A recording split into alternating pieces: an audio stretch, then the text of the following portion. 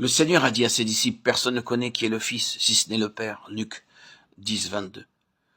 Combien cette déclaration est merveilleuse. Si nous avions été de ses disciples en ce temps-là, nous lui aurions probablement répondu, ne te connaissons-nous pas? Ne savons-nous pas qui est ton père? Ne savons-nous pas qui est ta mère, tes frères et sœurs, et aussi ton cousin Jean? Ne savons-nous pas ce qui se passe dans ta famille, et même ce qui concerne Élisabeth et Zacharie? Cependant, le Seigneur a déclaré que personne ne connaît qui est le Fils, sauf le Père. Quand il dit personne, cela signifie vraiment personne. Le Père a donc fait quelque chose de spécial pour Pierre. Cela signifiait que ce que le Père connaissait du Fils, il voulait que Pierre puisse le connaître aussi. Il y a une connaissance du Seigneur, Jésus, qui est le résultat d'une certaine initiation. Une telle connaissance n'est d'aucune utilité, elle est vaine pour le Seigneur. Seule la connaissance que le Père donne de son Fils est la véritable connaissance de ce qu'il est. Et Dieu seul peut communiquer une telle connaissance aux hommes. Pour cette raison, tous ceux qui n'ont pas reçu cette révélation du Père n'ont jamais connu le Fils. Nul ne peut venir au Père sauf par le Fils, et personne ne peut connaître le Fils en dehors d'une révélation venant du Père. Cette révélation, dont l'origine est céleste, est absolument nécessaire. Et l'Église est édifiée sur cette révélation.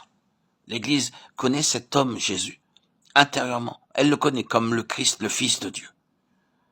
Et cette connaissance subjective est le fondement de l'Église. Car celui qui parlerait de l'Église sans une connaissance de cette nature ressemblerait à quelqu'un qui voudrait puiser de l'eau avec une cruche percée. Ce serait vain et sans aucun résultat. Cette connaissance de Christ n'est pas le résultat de l'enseignement humain. Elle procède du Père qui est dans les cieux, par la révélation. Sur ce rocher, je bâtirai mon Église, dit le Seigneur, et les portes du séjour des morts ne prévaudront point contre elle. L'Église est donc bâtie sur ce rocher.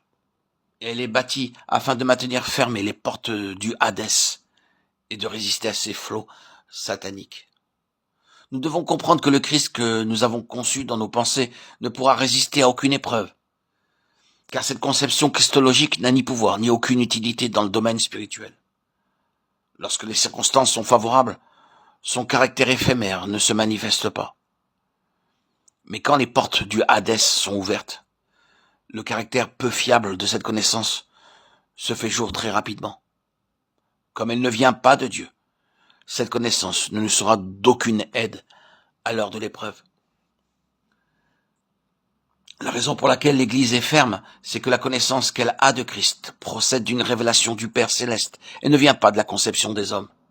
Christ ne sera jamais un concept de l'intelligence humaine, ni ne pourra être connu grâce à l'éloquence de certaines personnes douées. La connaissance de Christ, résultant de l'intelligence ou de l'habileté de l'homme, n'est pas un rocher qui demeurera solidement établi. Il penchera et tombera bien vite, lorsqu'il sera tant soit peu ébranlé.